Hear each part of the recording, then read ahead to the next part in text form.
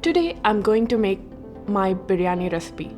Being a Hyderabadi, I have been eating biryani all my life, and this is my mom's recipe but with my twist. I'm going to wash 3 cups of rice and soak it in water for 30 minutes. Soaking the rice will give the rice that fluffy texture and will also help separate grains. The first step in this recipe is to make some fried onions. I'm going to slice a large onion into thin slices. After that, I'm going to heat up some avocado oil in a saucepan over high heat. Once the oil comes up to 350 degrees Fahrenheit, I'm going to fry the onion slices until they turn crispy brown. One thing I usually do is add a tablespoon of salt, which helps the onions fry a little faster.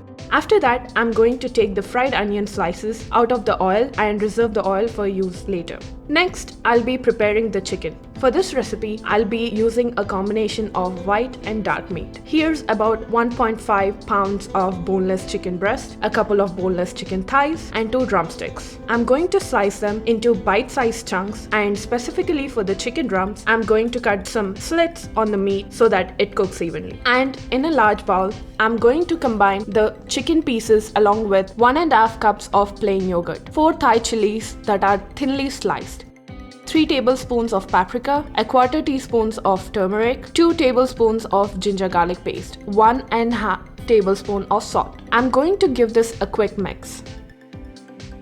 Then I'm going to add in half the onions I fried earlier, the juice of half a lemon and half a teaspoon of biryani powder. Then I'm going to mix it again.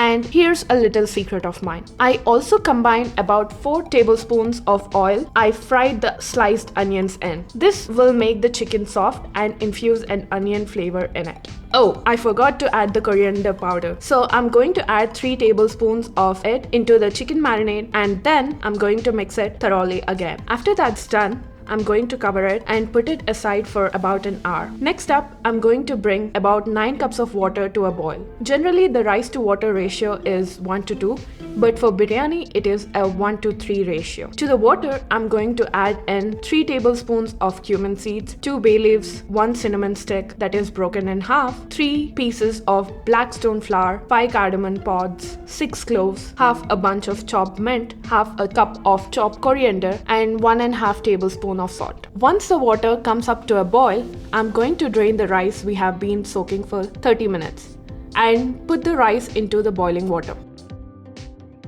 I'm going to cook the rice in this mixture of spices until it reaches 80% doneness, which takes up to 5 minutes. I test the doneness of rice by smashing one grain between my fingers or by eating a grain. It should be cooked in the corners and firm in the middle. Once the rice is at the point, I'm going to drain out the rice from the water, and as you can see, the rice is nicely separated and has an aromatic smell to it, thanks to the spices I added earlier. Putting the rice aside, I'm going to take the chicken I marinated earlier out of the fridge, and I'm going to fry it in the oil I used to fry the onions in earlier. I'm going to heat the oil up on medium to high heat. Once it starts shimmering, I'll put in the chicken pieces and cook them to 80% doneness. As you can see while cooking the chicken in the oil, it releases some of its juices, and those juices will give the rice some gravy when the biryani is baking in the oven. While the chicken is cooking, I'm going to preheat the oven to 400 degrees Fahrenheit.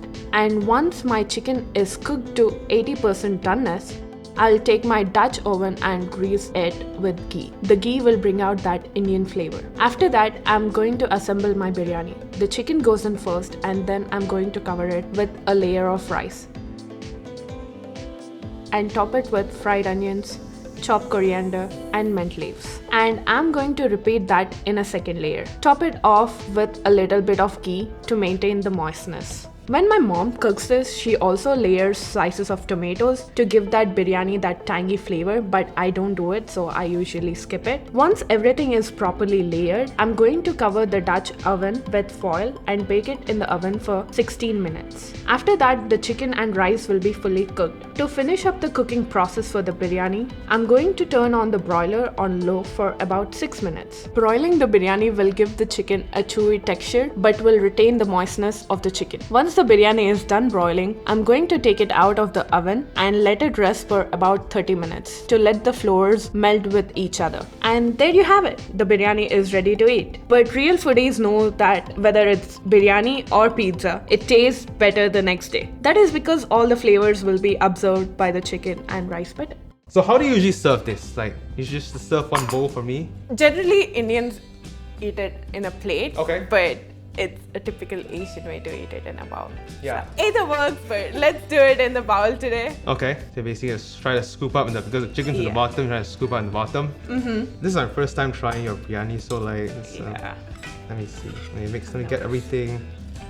Maybe some chicken, some rice, and some of the fried onions. The fried onions is very good.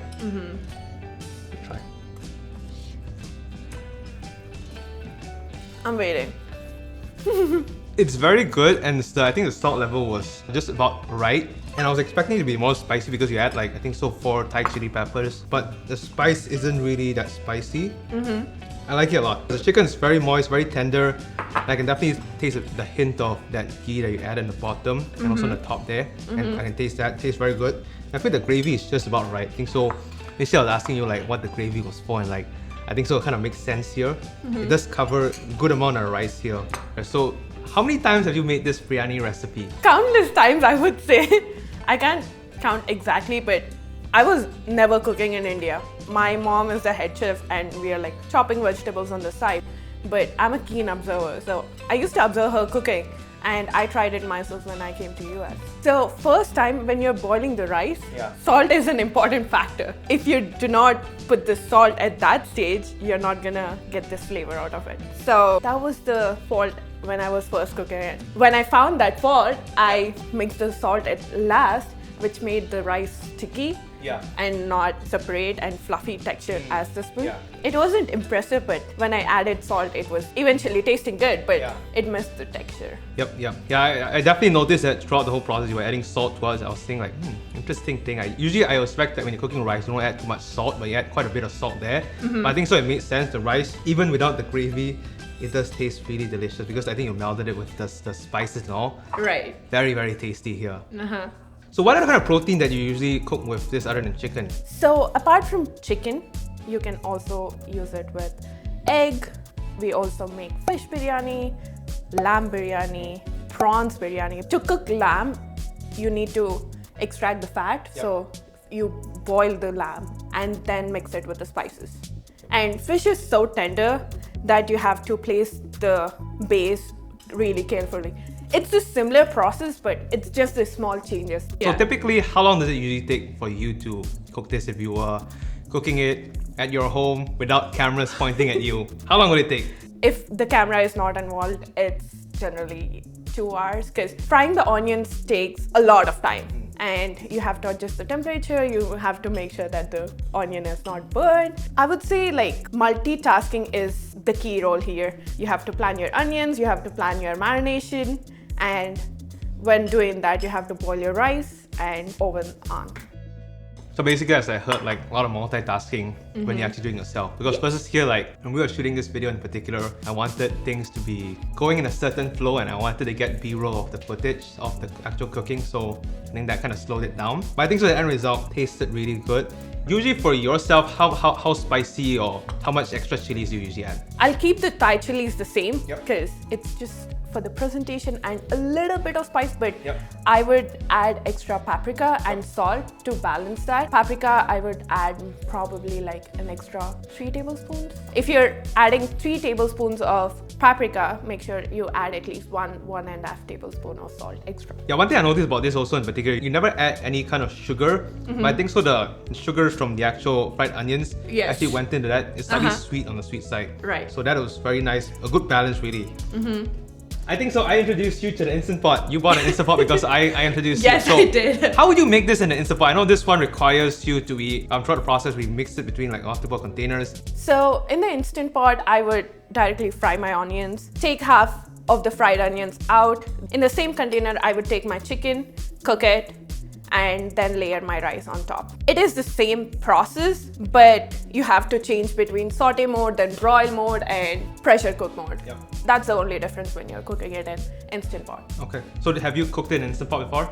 Yes, I have cooked this in Instant Pot before, and trust me, if it's guests, I would put in extra effort, but if I want to make it for myself, I would do it in the Instant Pot. Thank you again, Shristi, for coming to the channel to show me this biryani recipe here. Again, the full details for this recipe, for this biryani, will be down in the description there. I'll list out all the specifics depending on what Shristi sends to me.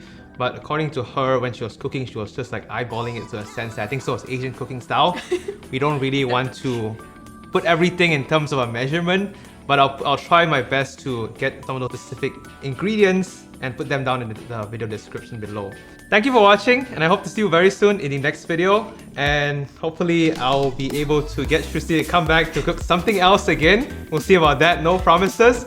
But I am, if you do try this recipe out, let me know down in the comment section, tag Shristi or somewhere that you cook this recipe. It's very, very delicious, and we're gonna go ahead and enjoy this. Thank you for having me here, and looking forward to many more videos. Yep. Bye!